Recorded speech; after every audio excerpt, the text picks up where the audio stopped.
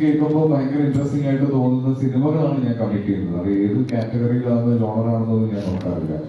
പിന്നെ ചില ക്യാരക്ടേഴ്സ് ചെയ്യണം എന്നുണ്ട്. അതുകൊണ്ടാണ് ഞാൻ ഈ അടുത്ത് പറയാൻ തുടങ്ങിയത് എനിക്ക് കുറച്ച് മാസമായിട്ടുള്ള തിയേറ്റർ എന്റർടൈൻമെന്റ് കിട്ടുന്ന രീതിയിലുള്ള ചില സൂപ്പർ ഒരു ലാർജർ ദാൻ ലൈഫ് ക്യാരക്ടേഴ്സ് ചെയ്യണം എന്ന് പറയുന്നത്. അത് സിനിമയ്ക്ക് ഞാൻ ഒരിക്കലും അങ്ങനെ ഒരു ക്ലാസിഫിക്കേഷൻ വെച്ച് സെലക്ട് ചെയ്യാറില്ല. എന്നെ സംബന്ധിച്ചിടത്തോളം സിനിമയാണ്, അത് ഏത് രീതിയിലാണെങ്കിലും സിനിമയാണ്.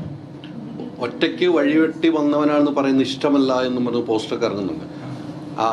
ആ ഒരു രീതി ഒറ്റയ്ക്ക് വഴിവെട്ടി വന്നവനല്ല എന്ന് ഉറപ്പിക്കാൻ ആസിഫിന് പറയാൻ, ഒറ്റയ്ക്ക് തന്നെ വന്നവനാണെന്ന് നമുക്കൊക്കെ അറിയാം. ഒറ്റയ്ക്ക് ഒരു സിനിമാ കുടുംബത്തിൽ നിന്ന് വന്ന ഒരാളല്ല. സിനിമ എന്നൊരു സ്വപ്നമായിട്ട് കൊച്ചിയിലേക്ക് വന്നൊരു ചാനലിൽ കയറി അങ്ങനെ സിനിമയിലേക്ക് വന്നതാണ്. ആ ഒരു ടാഗ് ലൈൻ വേണ്ട എന്ന് വെക്കാനുള്ള കാരണം എനിക്ക് ഒരിക്കലും ഒറ്റയ്ക്കൊരു കാര്യത്തിലേക്ക് എത്താൻ പറ്റുന്ന എനിക്കൊരു കോൺഫിഡൻസ് ഇല്ല. എന്നെ സപ്പോർട്ട് ചെയ്യുന്ന ഒരുപാട് പേരുണ്ട്. ഇപ്പൊ ഓൺലൈൻ മീഡിയ നിങ്ങളെല്ലാവരും സപ്പോർട്ട് എന്റെ ലൈഫിൽ വളരെ ഇമ്പോർട്ടൻ്റ് ആണ്. ഞാൻ എന്റെ സിനിമകൾ, ഇപ്പോൾ എന്റെ ആദ്യത്തെ സിനിമ തന്ന ശ്യാം സാർ, എന്റെ